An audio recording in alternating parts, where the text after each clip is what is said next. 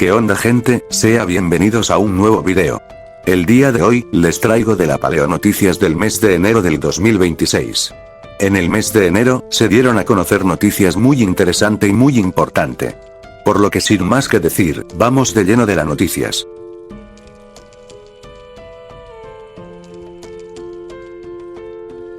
Vamos a comenzar este video, con un mamífero del Pleistoceno encontrado en Argentina.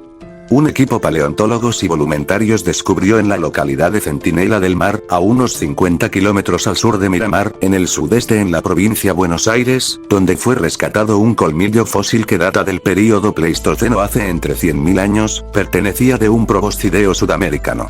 Se trata un Notiomastodon platensis, es un gonfoterido del tamaño de un elefante asiático que gobernó hace entre 2,6 millones de años, y hasta la extinción entre 11.700 años. Se distinguían por sus colmillos superiores relativamente rectos, o levemente curvados, servirían como defensa y combate intraespecífico como hace a los elefantes modernos. Y por una dieta herbívora flexible, adaptada a distintos ambientes. Con una longitud superior al 1,5 metros, y una leve curvatura. El comillas se destaca tanto por sus dimensiones como por su estado de conservación, lo que lo convierte en una pieza de alto valor científico y patrimonial. El descubrimiento estuvo a cargo de un equipo del Museo Municipal de Ciencias Naturales de Miramar, entre comillas, Punta Ermengo, y constituye un nuevo aporte al conocimiento de la megafauna del período cuaternario. Las tareas de rescate y preservación fueron realizadas por el equipo técnico del Museo Miramarense, con la participación de voluntarios de la Tecnicatura en Paleontología que se dicta en la ciudad. El operativo contó además con la colaboración de personal especializado del Museo de Ciencias Naturales Lorenzo Escaglia, de Mar del Plata, y el apoyo de la Fundación de Historia Natural, entre comillas, Félix de Azarra. Los trabajos se desarrollaron desde la Estación Científica Eduardo Pedro Toni, según se informó oficialmente, el colmillo ya fue trasladado al laboratorio del Museo de Miramar, donde será sometido a tareas de acondicionamiento y conservación antes de su exhibición pública. Una vez finalizado ese proceso, el fósil se incorporará a la muestra permanente del Museo Municipal de Ciencias Naturales de Miramar, situado junto al acceso al Bosque y Vivero Florentino Ameghino, con ingreso por Avenida 26. Y ahora, el fósil será exhibido al público una vez concluidas las tareas de conservación, permitió que visitantes y residentes puedan conocer de cerca a uno de los gigantes que habitaron la región durante Cuaternario. Sin dudas siendo muy importante para el estudio de la megafauna Miramar y refuerza la importancia de las áreas naturales protegidas como espacios clave para la investigación científica.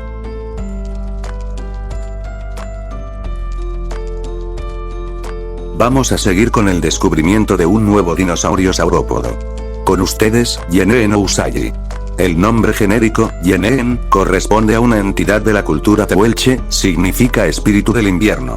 Mientras que específico, Ousayi hace homenaje al Dr. Bernardo Alberto Ousa, ganador premio Nobel y persona importante en la creación del CONICET.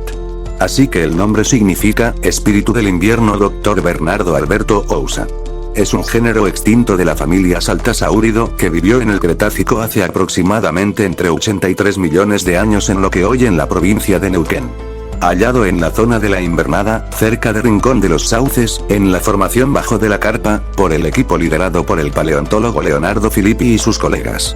Consiste un ejemplar adulto, un juvenil y otro que podría pertenecer a una especie aún no identificado. Este dinosaurio saurópodo que media entre 10 a 12 metros de largo y pesaba hasta 8 a 10 toneladas. Según describieron, Yeneen Ousayi tenía una cabeza pequeña, cuello y cola largos, y pertenecía al grupo de los titanosaurios, famosos por su tamaño colosal. Su inclusión en este linaje permite compararlo con otras especies halladas en la Patagonia, como Overosaurus paradasorum o Inawentuoslatus. Los 3 ejemplares fue trasladado y exhibido en el Museo Municipal Argentino Urquiza. Este descubrimiento simplemente hace más amplio el registro que tenemos de estos animales en este territorio.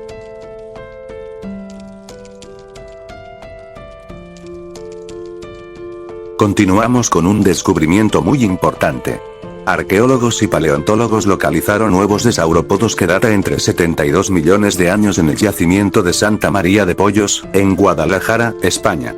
El hallazgo, financiado por el gobierno de Castilla-La Mancha, despertó interés científico por ofrecer nuevas claves sobre la vida en la Tierra durante el final del Cretácico. Los especialistas recuperaron 4 huevos fosilizados de tono rojizo en excelente estado de preservación. La excavación contó con la dirección de los paleontólogos Francisco Ortega y Fernando Sánguido. Las piezas se exhiben en el Museo Paleontológico de Castilla-La Mancha, en Cuenca, dentro de su exposición permanente abierta durante la Semana de la Ciencia. El estudio coordinado por el Grupo de Biología Evolutiva de la Universidad Nacional de Educación a Distancia y publicado en Cretaceous Research, identificó la presencia de Physiolitus varensis, especie habitual en registro más tardíos, y describió un nuevo taxón, Lithozoolitus pollosi. Este último presenta huevos grandes, con cáscaras delgadas, baja porosidad, y ornamentación dispersa. Los saurópodos dominaron los ecosistemas terrestres del Cretácico tardío. Alcanza hasta 15 metros de largo y 20 toneladas de peso. La posibilidad de que 2 especies convivieran en la misma región, identificada mediante diferencias en las puestas de huevos, resulta excepcional, ya que común es que pertenezcan a una sola especie. Las condiciones sedimentarias explican el notable estado de conservación de las cáscaras. A partir de análisis estadísticos de microestructuras como esferolitos y canales porales, el equipo determinó diferencias nítidas entre Lithozoolitus pollosi y otros zootaxones conocidos.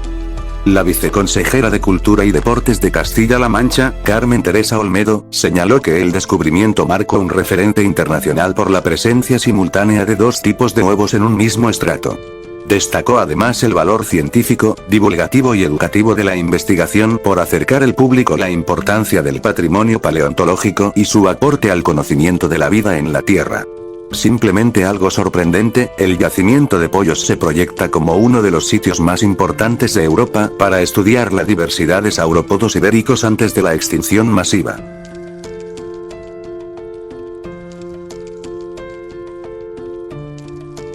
Ahora vamos con un descubrimiento bastante interesante. En el nuevo estudio, la doctora Jones y sus colegas estudiaron las extremidades traseras de 94 especímenes modernos, y 40 fósiles, de 63 especies de canguros, y wallabies, incluidos miembros del grupo extinto de canguros gigantes Protemnodon, que vivió durante la época del Pleistoceno, entre 2,6 millones de años y hasta 11.700 años.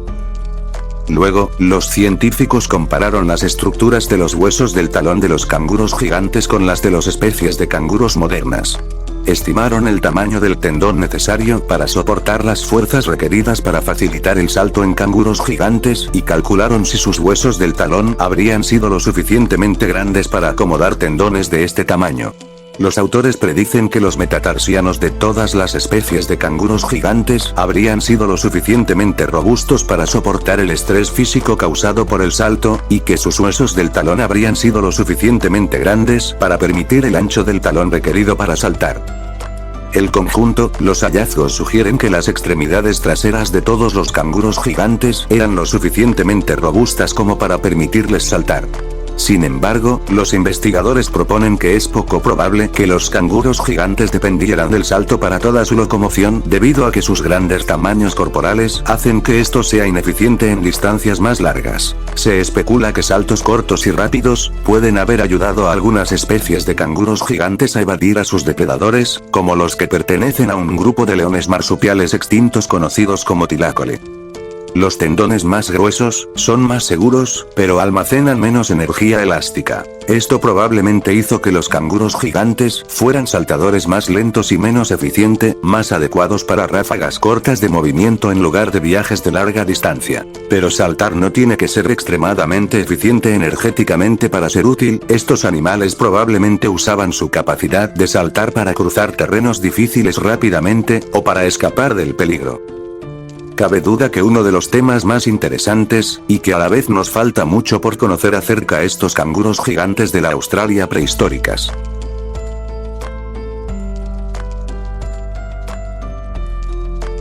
Un equipo de geólogos de China y Australia identificó evidencias de erupciones volcánicas episódicas en grandes provincias ígneas marinas durante el Triásico, vinculadas a varios eventos de extinción de menor escala. El análisis de islas oceánicas, montes submarinos y mesetas tibetanas permitió reconstruir la evolución de los océanos Mesotetis y Neotetis. se reconocieron 3 grandes episodios volcánicos, entre 250 a 248 millones de años, 233 a 231 millones de años, 210 a 208 millones de años. Estas erupciones generaron condiciones de anoxia y euximia, es decir, ambientes pobres en oxígeno y ricos en compuestos tóxicos, y provocando la muerte de numerosos organismos marinos. El estudio muestra que, además de las extinciones masivas, el Triásico estuvo marcado por crisis biológicas recurrentes, impulsadas por pulsos volcánicos que alteraron de forma repentina la vida oceánica.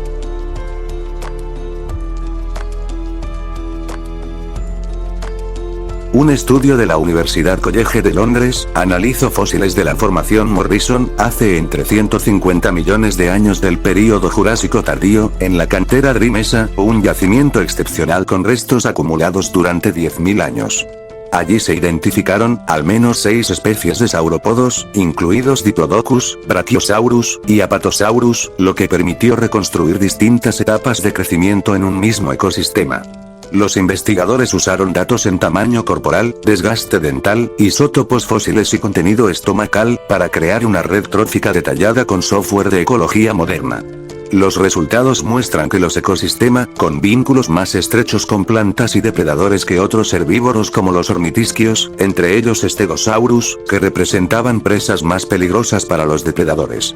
El hallazgo demuestra que los saurópodos no solo fueron importantes como adultos gigantes, sino también como parte fundamental de la cadena alimentaria desde sus primeras etapas de vida, ofreciendo una de las reconstrucciones más completas de un ecosistema dominado por dinosaurios.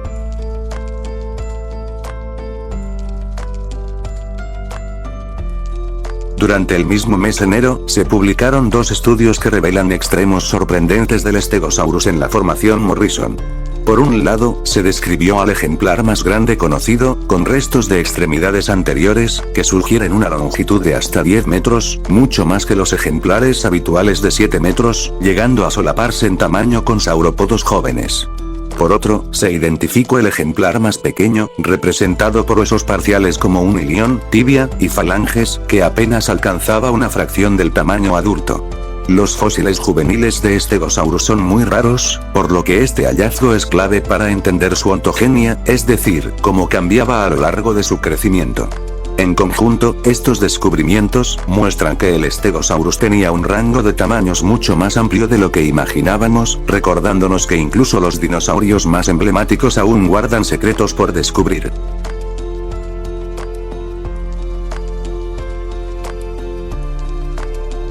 Los ceratocios son un grupo de dinosaurios ornitisquios, al que pertenecen por ejemplo, el famoso Triceratops, cuyos miembros derivados, los neoceratocios, presentan estas grandes golas y cuernos sobre la cara, y grandes estructuras en el cráneo, fueron muy abundantes en el Cretácico tardío en Norteamérica. Hay ceratopsios no tan derivados, que también tienen esta gola, que también tienen ciertos cuernitos, o crestas sobre el cráneo, pero que no llegan a exhibir tal diversidad de formas, tan extremas como los neoceratocios. Y estos, digamos un poco más primitivos son ejemplo, muy ambulantes en el Cretácico asiático, con formas como Protoceratops y Psittacosaurus. Sin embargo, un nuevo estudio con fósiles recientes, y tomografías computarizadas, reanalizó varios ejemplares europeos antes considerados parientes del iguanodón, y los hadrosáuridos. El fósiles más completos de Agicaceratops kozmai, escrito en 2010, por el geólogo y paleontólogo húngaro, Attila Ossi, que data entre 85 millones de años, en lo que hoy es Hungría. Permitieron confirmar que este dinosaurio es realmente un ceratosiano, y no un rabidodontido. Para que no sepas, los rabdodontidos son unos herbívoros ornitópodos, y ornitisquios, y iguanodontisnos, como dije repetido, emparentados con el iguanodón, y los hadrosáuridos, son linaje bastante más primitivo, y vivieron en Europa, y Norteamérica, durante el Cretácico inferior, y tardío. Volvemos con el tema, además se reveló que otros ejemplares como Moplodon suesi, y supuestamente rabdodontinos europeos, había sido calificados erróneamente, resultando ser un juvenil de Agicaceratops kozmai.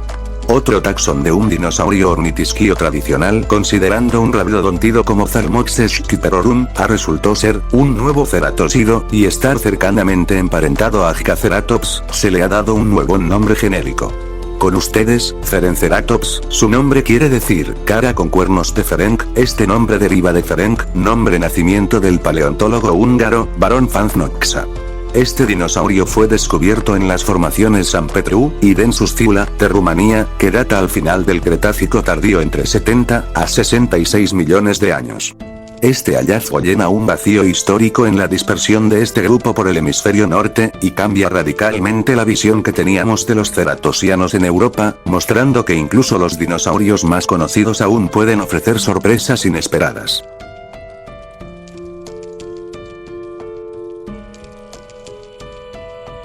El Tyrannosaurus Rex es uno de los dinosaurios no avianos más estudiados y emblemáticos, y durante muchos años se creyó que cuando llegaban a su tamaño de las 8,4 a 12,2 toneladas, su esperanza de vida era cercana a los 30 años. Pero un nuevo análisis basado en 17 especímenes fósiles proponen una historia diferente.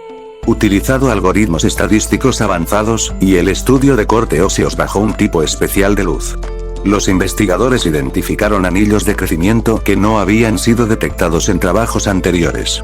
Los datos indican que el Tyrannosaurus Rex crecía mucho más lento de lo que se pensaba, y alcanzaba su tamaño adulto completo alrededor de los 40 años, extendiendo su fase de crecimiento en alrededor de 10 años adicionales.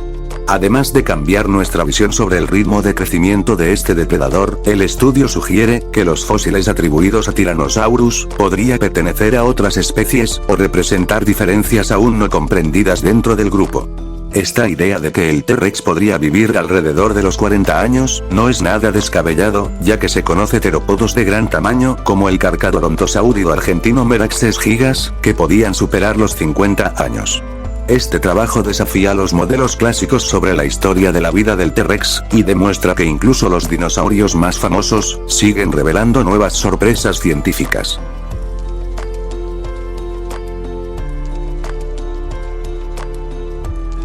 Y ya para finalizar, pero no menos importante, una nueva investigación científicos del Centro de Paleogenética y la Universidad de Estocolmo en Suecia generaron un genoma de alta cobertura a partir de uno de los últimos restos conocidos de rinoceronte lanudo, Coelodonta antiquitatis. Consiste un tejido muscular encontrado dentro del contenido estomacal de un cachorro de lobo congelado, encontrado del permafrost en Tumat, noroeste de Siberia. La datación por radiocarbono muestra que tanto el lobo como el tejido datan de aproximadamente entre 14.400 años, lo que convierte al espécimen en uno de los restos de rinoceronte lanudo más jóvenes conocidos. Un rinoceronte lanudo adulto sano de más de 4 metros de largo y 2 metros de alto al hombro, 2,7 a 3,1 toneladas de peso, habría sido demasiado grande para que una manada de lobos lo abatiese, por lo que parece probable que los restos fueran carroñeros o de una cría. Los especialistas señalaron que, probablemente, haya sido el último alimento que consumió el cachorro antes de morir. Al comparar el nuevo genoma con dos genomas de rinoceronte lanudo del Pleistoceno tardío, publicados previamente, los investigadores examinaron la diversidad de todo el genoma, la endogamia, la carga genética y los cambios en el tamaño de la población cerca de la extinción de la especie. Los resultados mostraron pocos segmentos homocigotos largos, típicamente indicativos de endogamia reciente, lo que llevó a los autores a inferir un tamaño de población estable solo unos pocos siglos antes de la extinción. Sus hallazgos sugieren que la extinción del rinoceronte lanudo probablemente ocurrió rápidamente, posiblemente durante los cambios climáticos de este periodo, o en un periodo demasiado corto para dejar una firma genómica detectable. Sin dudas demuestran que los rinocerontes lanudos tuvieron una población viable durante 15.000 años después de que los primeros humanos llegaran al noreste de Siberia, lo que sugiere que el calentamiento climático provocó de la extinción, más que la caza humana. Y bueno gente, aquí termina este video. Espero que les haya gustado, y también pido disculpas por tardarme mucho en subir video, ya que estoy ocupado con las cosas personales y aparte de eso, también los artículos con bastante contexto. Pero bueno, también les pido básicamente gracias por el gran apoyo, y por los 1000 subs, pero bueno, sin nada que decir, me despido, y nos veremos en el próximo video. Chao.